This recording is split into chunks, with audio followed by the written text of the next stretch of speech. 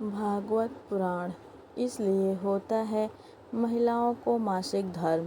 क्या आप जानते हैं कि महिलाओं को होने वाले मासिक धर्म का पुराणों में उल्लेख शामिल है? उन्हें मासिक धर्म क्यों होता है, इस पर एक पौराणिक कथा भी मौजूद है जो इंद्रदेव से संबंधित है। भागवत पुराण में वर्णित एक कथा के अनुसार एक बार बृहस्पति, जो देवताओं के गुरु थे, वे इंद्रदेव से काफ़ी नाराज़ हो गए। इसके चलते असुरों ने देवलोक पर आक्रमण कर दिया और इंद्र को अपनी गद्दी छोड़कर भागना पड़ा। असुरों से खुद को बचाते हुए वे सृष्टि के रचनाकार भगवान ब्रह्मा के पास पहुँचे और उनसे मदद मांगने लगे। तब ब्रह्मा जी ने उन्हें बताया कि उन्हें एक ब्रह्मज्ञानी की सेवा करनी चाहिए। यदि वह प्रसन्न हो जाए तभी उन्हें उनकी गद्दी वापस प्राप्त होगी।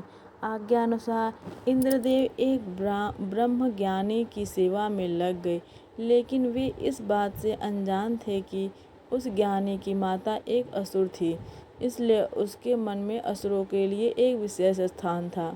इंद्रदेव द्वारा अर्पित की गई सारी हवन की सामग्री जो देवताओं को चढ़ाई जाती है, वह ज्ञानी उसे असुरों को चढ़ा रहा था। इससे उनकी सारी सेवा भंग हो रही थी। जब इंद्रदेव को सब पता लगा तो वे बेहद क्रोधित हो गए और उन्होंने उस ब्रह्मज्ञानी की हत्या कर डाली। एक गुरु की हत्या करना घोर पाप था, जिस कारण उन पर ब्रह्म हत्या का पाप आ गया। ये पाप एक भयानक राक्षस के रूप में इंद्र का पीछा करने लगा। किसी तरह इंद्र ने खुद को एक फूल के अंदर छुपाया और 1,00,000 साल तक भगवान विष्णु की तपस्या की।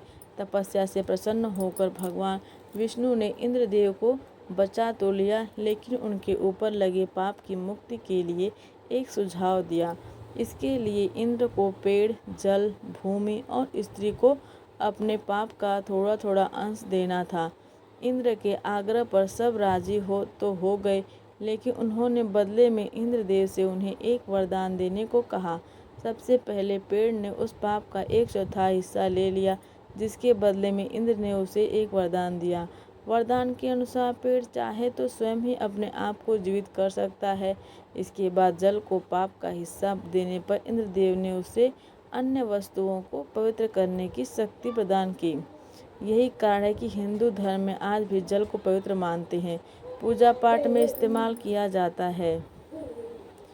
तीसरा पाप इंद्रदेव ने भूमि को दिया। इसके वरदान स्वरूप उन्होंने भूमि से कहा कि उस पर आई कोई भी चोट हमेशा भर जाएगी। अब आखिरी बारी स्त्री की थी। इस कथा के अनुसार स्त्री को पाप का हिस्सा देने के फलस्वरूप उन्हें हर महीने मासिक धर्म होता है, लेकिन उन्हें वरदान देने के लिए इंद्र ने कहा कि महिलाएं पुरुषों से कई गुना ज़्यादा काम का आनंद उठाएंगी।